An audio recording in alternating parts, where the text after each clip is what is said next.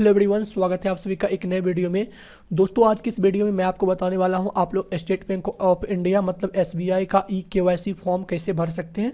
पूरा डिटेल मैं आपको भर के दिखाने वाला हूं। साथ ही साथ आप लोग को ई-केवाईसी फॉर्म भरने के बाद क्या क्या डॉक्यूमेंट आपको लेकर जाना होगा बैंक में, वो भी मैं आपको बताने वाला हूँ। सबसे पहले ये फॉर्म आप लोग कैसे दीजिएगा, तो इसको डाउनलोड करने के लिए बहुत ही आसान तरीका है जो कि मैं आपको लास्ट में बता दूंगा। सबसे पहले आप लोग को क्या करना होगा, ये फॉर्म डाउनलोड कर लेना, या आपको बैंक में भी मिल जाएगा। उसके बाद यहाँ पर देखिएगा तो आपको पूरा डिटेल आपको भरना होगा। तो एक एक करके मैं आपको आगे भर के दिखाता हूँ। सबसे पहले यहाँ पर आपको डेट दिया गया है, तो यहाँ पर आपको डेट डालना होगा। डेट में दोस्तों वही डेट डालना है जब आप लोग फॉर्म जिस डेट को जमा करने जा रहे हैं वो डेट यहाँ पर आप लोग डाल दीजिएगा। उसके बाद ब्रांच नेम यहाँ पर आप लोग डालिएगा। तो ब्रांच नेम आपके पासबुक में दिया रहता है, या आपका जो ब्रांच का नाम होता है वो ब्रांच का नेम यहाँ पर आपको डालना है। जैसे मान लीजिए मेरे ब्रांच का नेम है पटना, तो यहाँ पर मैं PATNA लिखूँगा, मतलब कि ये एक बॉक्स में एक लेटर लिखूंगा। और यहाँ पर आपको इंग्लिश में लिखना है, हिंदी में नहीं लिखना, इंग्लिश में लिखना है। और जितना भी आपको होगा लेटर वो ब्लॉक बाय ब्लॉक लिखना है, साफ साफ यहाँ पर लिखा हुआ है। ब्रांच कोड यहाँ पर आपको डालना है। ब्रांच कोड आपके पासबुक के ऊपर में, फोटो के ऊपर में दिया रहता है। जो आपका पासबुक है उस पासबुक के ऊपर में, फोटो के ऊपर में आपका ब्रांच कोड दिया रहता है, वो यहाँ पर आपको डाल देना है। उसके बाद यहाँ पर आपको कस्टमर ID डालना है। कस्टमर ID भी आपके पासबुक पर दिया रहता है, जो कि CIF नंबर करके लिखा रहता है। CIF नंबर लिखा होगा, वो नंबर यहाँ पर आपको ब्लॉक बाय ब्लॉक डाल देना। जैसे मान लीजिए अगर आप लोग का 5, 6, 7, 8 है, तो यहाँ पर 5 एक बॉक्स में डालना है, 6 एक बॉक्स में डालना है, 7 एक बॉक्स में डालना है। मतलब कि अलग अलग बॉक्स में आप लोग को सभी लेटर आपको डाल देना है। उसके बाद अकाउंट नंबर यहाँ पर आपको डालना है। अकाउंट नंबर आपके पासबुक में उपलब्ध रहता है, अकाउंट नंबर डाल दीजिएगा। उसके बाद ई-केवाईसी है, C-KYC है, ई-केवाईसी नहीं, C-KYC नंबर है, तो यहाँ पर आपको छोड़ देना है इससे। अगर आप लोग फर्स्ट टाइम केवाईसी करवा रहे हैं तो इसमें कुछ नहीं डालना है, यहाँ पर आपको हटा देना है, कुछ नहीं करना है, छोड़ देना है ब्लैंक। उसके बाद नीचे आइएगा तो पर्सनल डिटेल मांगा जाता है, तो यहाँ पर आपको एग्जिस्टिंग कस्टमर ID डालने के लिए बोल रहा है। यहाँ पर आपको लिखा इफ एप्लीकेबल, मतलब अगर आपके पास है तो एग्जिस्टिंग कस्टमर ID आपके पास शायद नहीं होगा, छोड़ देना है इसे भी। उसके बाद यहाँ पर आपको नेम डालना है। इसमें आपको नेम में आपको यहाँ पर फर्स्ट नेम डालना है, यहाँ पर आपको मिडिल नेम डालना है। मिडिल नेम है तो यहाँ पर आपको लास्ट नेम डालना है। जैसे मेरा नाम मनीष है, तो मैं यहाँ पर MANISH बॉक्स में लिख दूंगा, एक बॉक्स छोड़ दूंगा, फिर से KUMAR लिख दूंगा। मतलब कि अगर मान लीजिए आपका नाम खत्म हो रहा है, कुमार स्टार्ट हो रहा है, तो एक बॉक्स आपको छोड़ना होगा। देख सकते हैं यहाँ पर लिखा भी है उसी तरीके से। उसके बाद मेडन नेम आपको डालना होगा, तो मेडन नेम आपको नहीं होगा, छोड़ दीजिएगा, मेडन नेम में कुछ नहीं डालना है। डेट ऑफ बर्थ यहाँ पर आपको डालना है, तो डेट ऑफ बर्थ में डेट, मंथ, ईयर डाल देना है। जेंडर में आपको मेल है या फीमेल है, मेल है तो मेल पे टिक कीजिए, फीमेल है तो फीमेल पे टिक कीजिए।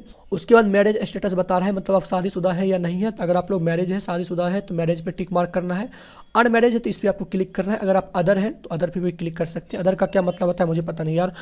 तो यार यहाँ पर नीचे आने के बाद यहाँ पर आपको नेम ऑफ फादर्स मदर्स का दिया है, तो यहाँ पर आपको अपने फादर्स या मदर्स का नेम यहाँ पर आपको डाल देना है। अगर कोई लड़की है जिनका शादी हो चुका है और उसके पासबुक में उसका पति का नाम है, तो वो यहाँ पर अपना पति का भी नाम दे सकते हैं। यहाँ पर साफ साफ लिखा है, अगर आप लोग का जो है पैन कार्ड में अगर आपका पति का नाम नहीं है तो आपको फादर्स का ही नेम यहाँ पर आपको डालना होगा।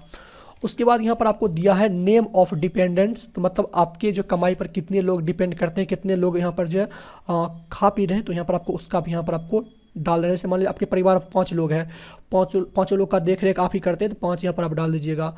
उसके बाद यहाँ पर बताया गया आप लोग पढ़े लिखे हैं या नहीं है, तो अगर आप पढ़े हैं तो यस कीजिएगा, नहीं पढ़े हैं तो यहाँ पर आपको नो कर देना है। उसके बाद नीचे में आपको नेम ऑफ गार्जियन का ऑप्शन दिया गया है, तो यहाँ पर अगर मान लीजिए कोई जो है 14 साल का मतलब 18 साल से कम का मतलब कि बच्चा का अकाउंट है, उसका ई-केवाईसी करवा रहे हैं, तो उनका यहाँ पर आप गार्जियन का नाम डाल सकते हैं। और यहाँ पर आप डालिएगा कि वो गार्जियन का क्या रिलेशन है, उसका सन है या डॉटर है या कौन है, वहाँ पर आप डाल सकते हैं, कोई दिक्कत नहीं है।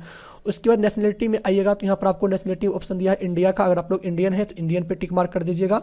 अगर अदर पे क्लिक करते हैं तो यहाँ पर आपको इंडिया आपको यहाँ पर डालना होगा, मतलब कंट्री का नेम यहाँ पर आपको डालना होगा। अगर आप लोग इंडियन है तो सिर्फ इस पर आपको टिक मार्क कर देना है। उसके बाद नीचे में आपको ऑक्यूपेशन का ऑप्शन दिखाता है, ऑक्यूपेशन टाइप का, तो यहाँ पर आप जो है क्या काम करते हैं, या सर्विस मैन है या प्राइवेट सेक्टर में काम करते हैं, पब्लिक सेक्टर में काम करते हैं, गवर्नमेंट सेक्टर में काम करते हैं, वो यहाँ पर आपको सेलेक्ट करना होगा। यहाँ पर आपको दिया गया है, सभी ऑप्शन दिया गया, स्टूडेंट है, देख सकते हैं, सेल्फ एम्प्लॉयड है, यहाँ पर आपको सब चीज़ दिया गया, सेलेक्ट कर लीजिएगा। उसके बाद नीचे में आपको बोला जा रहा है यहाँ पर आपको मंथली इनकम डालने के लिए, आप लोग मंथली कितना कमा लेते हो, यहाँ पर आप लोग मंथली इनकम डालिएगा। उसके बाद यहाँ पर आपका नेट वर्थ कितना है, मतलब सालाना आपका कितना कमाई है, वो यहाँ पर आपको डाल देना है। जितना आपको डालना है डाल सकते हैं, अदरवाइज ये बैंक तो आप लोग को एडिट करके डाल ही देते हैं, कोई दिक्कत नहीं है। उसके बाद नीचे आने के बाद यहाँ पर आपको रिलीजियन का ऑप्शन दिखाता है, हिंदू, मुस्लिम, तो यहाँ पर आप लोग जो भी हैं वो आप सेलेक्ट कर लीजिएगा। और यहाँ पर आपको एक चीज़ मैं भूल गया, सोर्स ऑफ इनकम का ऑप्शन दिया है, तो आपका इनकम का सोर्स क्या है वो यहाँ पर आप डालिएगा, सैलरी है या आपका बिजनेस इनकम है या एग्रीकल्चर से आता है या पेंशन से आता है, वो यहाँ पर आप टिक मार्क कर दीजिएगा। नीचे में आपका कैटेगरी का ऑप्शन आता है, जनरल, ओबीसी, एसटी, एसटी जो भी है वो आप सेलेक्ट कीजिएगा, आपको पता ही होगा। नीचे आने के बाद यहाँ पर आपको ये बोलेगा कि आप विकलांग भी है, आप डिसेबिलिटी भी है, तो यस अगर आप हैं तो यस कीजिएगा, नहीं है तो नो कीजिएगा।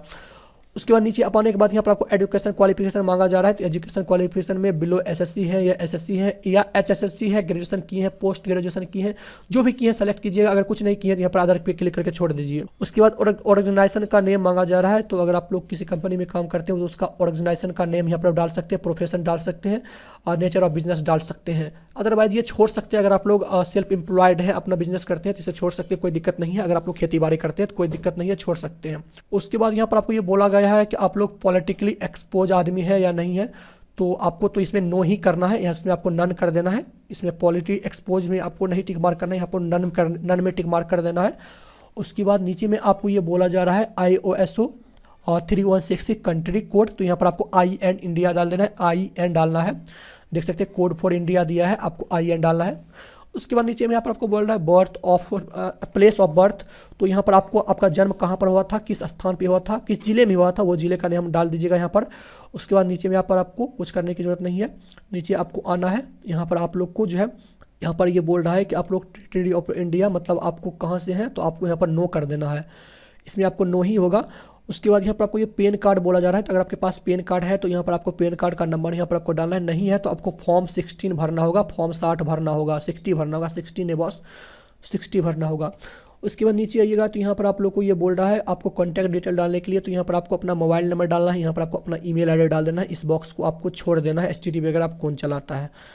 नीचे आने के बाद यहाँ पर आपको अब जो है प्रूफ ऑफ आइडेंटिटी और एड्रेस प्रूफ आपको मांगा जाएगा, तो यहाँ पर आपको एड्रेस प्रूफ के रूप में यहाँ पर आपको या आइडेंटिटी प्रूफ के रूप में एक आपको डॉक्यूमेंट लगाना होगा, जिसमें आप लोग passport, voter card, driving licence कुछ भी लगा सकते हैं। तो सबसे अच्छा है आपके पास आधार कार्ड होगा तो इस पर टिक मार्क कीजिए।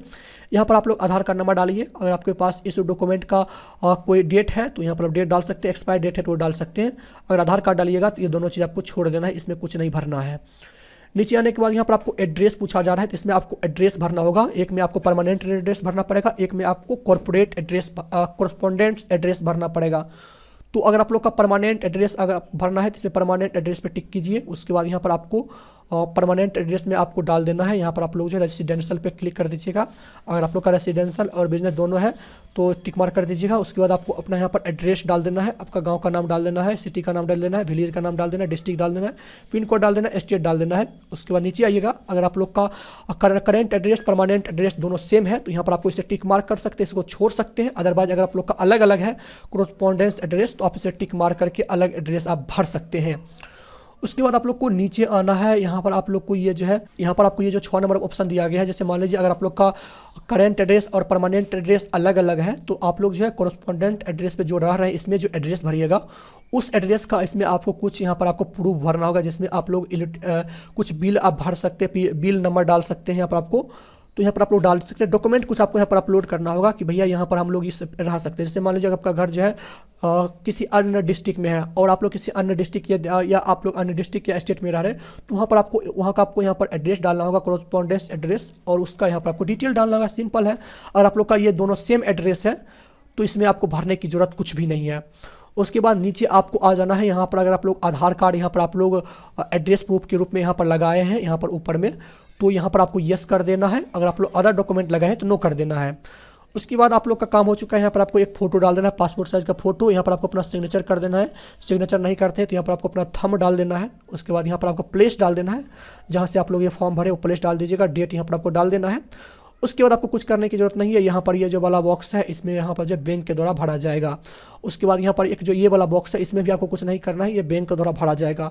तो ये सब चीज़ आप लोग को भर लेना है। भरने के बाद आपको क्या करना होगा, तो इसको भरने के बाद आप लोगों को डॉक्यूमेंट्स के रूप में आपको अपना जो आपका पासबुक है वो पासबुक, आपका जो डॉक्यूमेंट आप लोग लगाए हैं एड्रेस प्रूफ के रूप में वो एड्रेस प्रूफ के रूप में आधार कार्ड, पैन कार्ड, ये सब लेकर आपको डॉक्यूमेंट आपको बैंक में जाकर जमा कर देना है। उसके बाद आप लोग का eKYC बड़ी आसानी से हो जाएगा।